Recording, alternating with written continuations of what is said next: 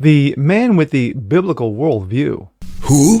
Speaker of the House Mike Johnson, Meathead. was about to get his ass booted out of Congress as Speaker, What? but was saved by the Dems. Oh, yes, of course. So when they say the uniparty is alive and well, that's absolute. It's true. But it also helps when you bend over, grab both ankles, What? and spread those cheeks. What the fuck? I'm Jazz Borganzo on this. So what's next?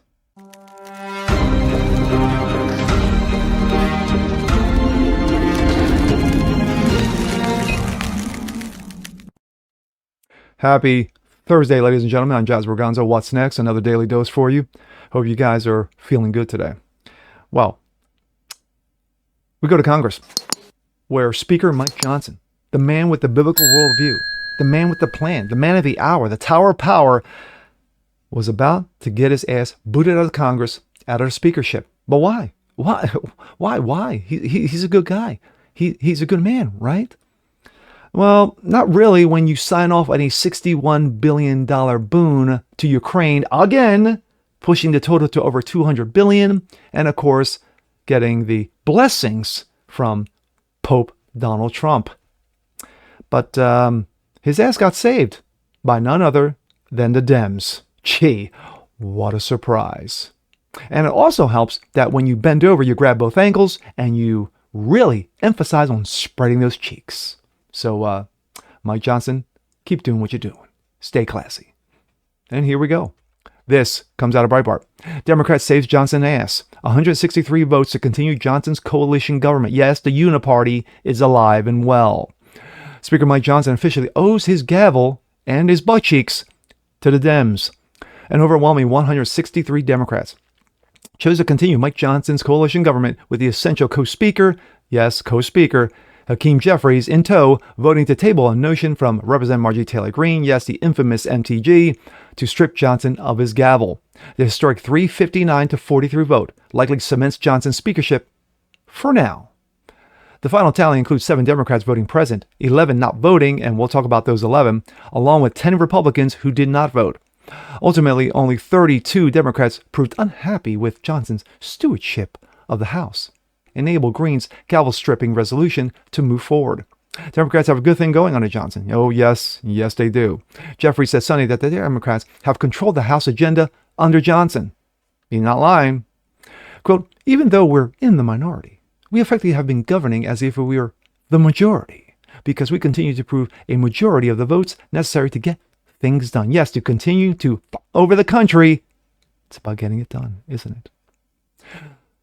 Greene filed her motion to vacate the chair on Wednesday evening.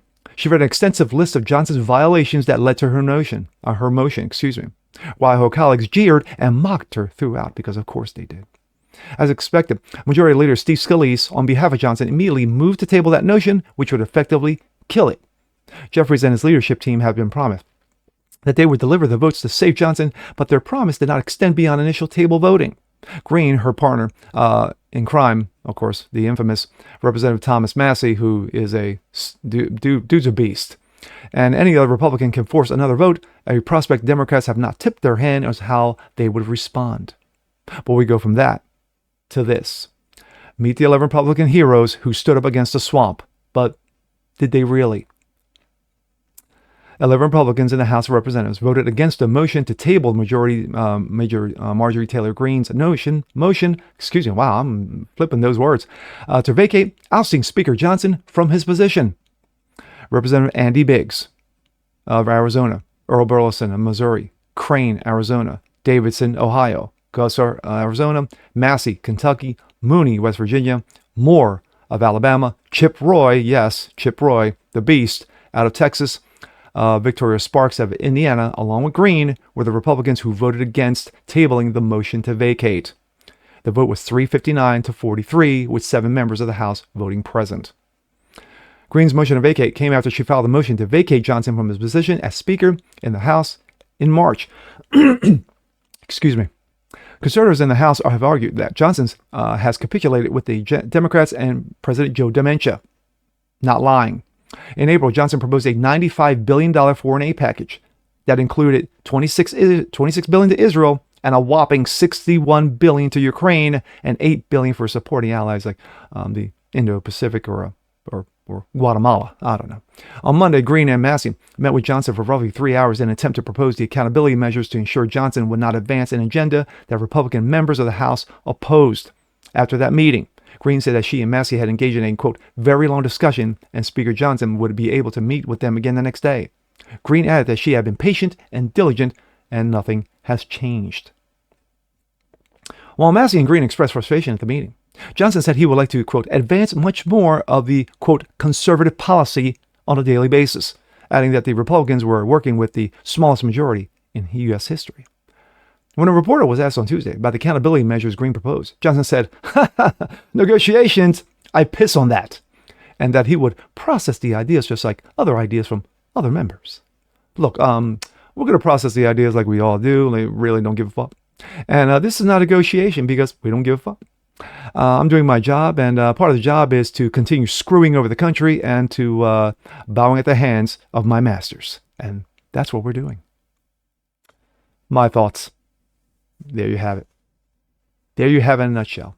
Mike Johnson, worthless Speaker of the House. The very first speech that he did, or should I say the very first interview, they sat down. He says, you know what? A lot of the decisions that I make are on a biblical worldview. I pray a lot. You know, my family's involved to make decisions that are going to be best for my family and best for this country that I hope to propose. Well, I'm just, you know, I'm pretty much ad-libbing here with all this. But anyway, you get the gist. That crashed and burned real fast because they walked all over his ass from day one. And then, instead of making a proposal that the first thing that you were going to do, as McCarthy should have done with Ukraine, he didn't do, Johnson should have done, is saying, you know what? The money train ends here now with Ukraine. We're going to turn the faucets off. We're done. We're done with Ukraine. We're not giving any more money. The purse strings are closed. We're done, through, finished, nada, nothing. But no. Well, you know, if you do A, we'll give you B. If we scratch your back, you can kiss our ass. And that is what Mike Johnson has done magnificently in his short time as Speaker. And then to top it all off, like I said in the beginning, he signed off on $61 billion to Ukraine with Pope Trump's approval. Yes, MAGA. You've been running around saying you need to stop the money Ukraine, kill the money, protect our own borders, protect our own country, stop giving money to Ukraine, and yet, Mike Johnson signs off on this package. Trump approves it, and you guys say nothing. Fucking hypocrites. You guys in MAGA are fucking hypocrites. And yeah, I said it, and if that makes me the bad guy, and if you guys are offended, well, oh well, sucks to be you. But truth hurts. Now, doesn't it? But Speaker Johnson gets to live another day. He gets to wreck more lives another day. But I don't see this fight ending anytime soon. And with that being said, I'm Jazz Borgonzo. This What's Next. Want to see more like this? Please leave a comment below. Like it, share, subscribe to it. Hit that notification bell so you guys never miss a thing. Continue spreading the word about the show. Appreciate you guys watching. And we'll see you next time. Peace.